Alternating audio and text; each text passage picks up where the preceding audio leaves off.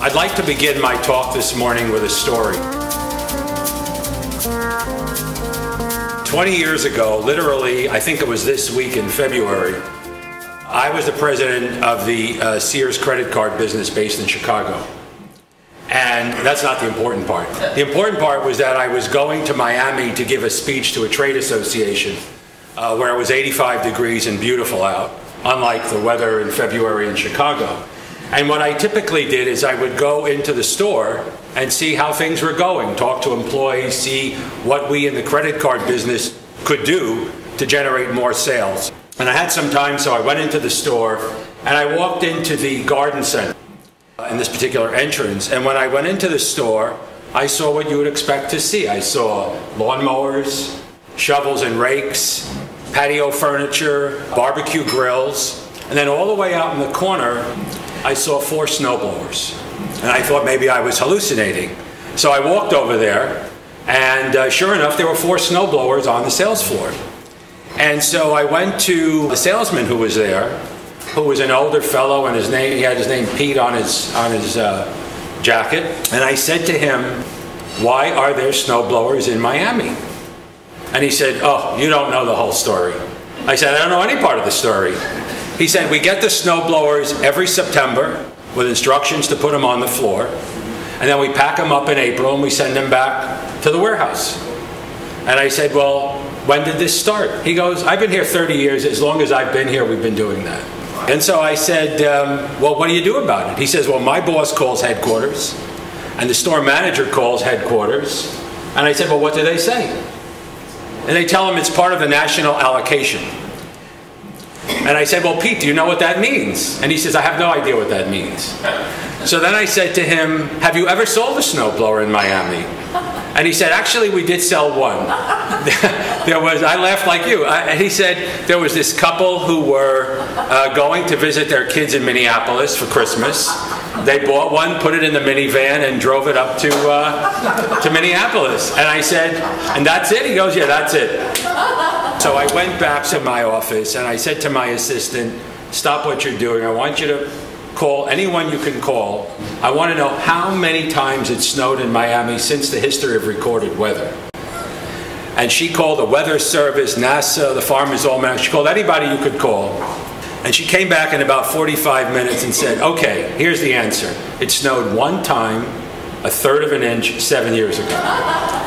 And so, you know, that somehow made an indelible mark in me about sort of dysfunction.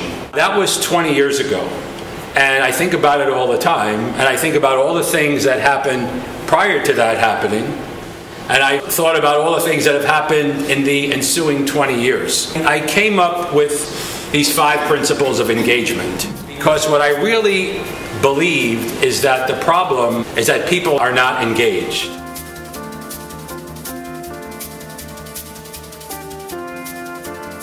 And I deliberately call them principles versus rules, because rules are very rigid. Principles are not. They're more guidelines. They're things you should be thinking about. And I codified them into 5. So let me go in and just quickly hit what the 5 principles are. Fresh eyes is very simple. It's taking a totally different look at the situation. It's really as if you were to step outside and look in. What does this room look like, as opposed to all of us being in this room and looking outside? Connecting relates to your relationship as a leader with your employees and your customers. These by far are the 2 most significant constituencies you have to deal with in a business. And most people seem to forget that connecting is a big part of their job. The 3rd is transparency. This really is about being open, about sharing information, about being honest with your employees and your customers, and treating them like adults. The 4th principle I call hot buttons. Hot buttons really is code for choosing the 2 or 3 critical things that happen in your business that if everything else stopped, these are the 3 things you wanted to focus on. These are the things that move the needle. These are the things that drive profits. These are the things that drive growth. Mario Andretti has a very great expression. If your car's under control, you're not going fast enough. I don't want you to leave here saying, you know, Steve told us we should drive 95 miles an hour.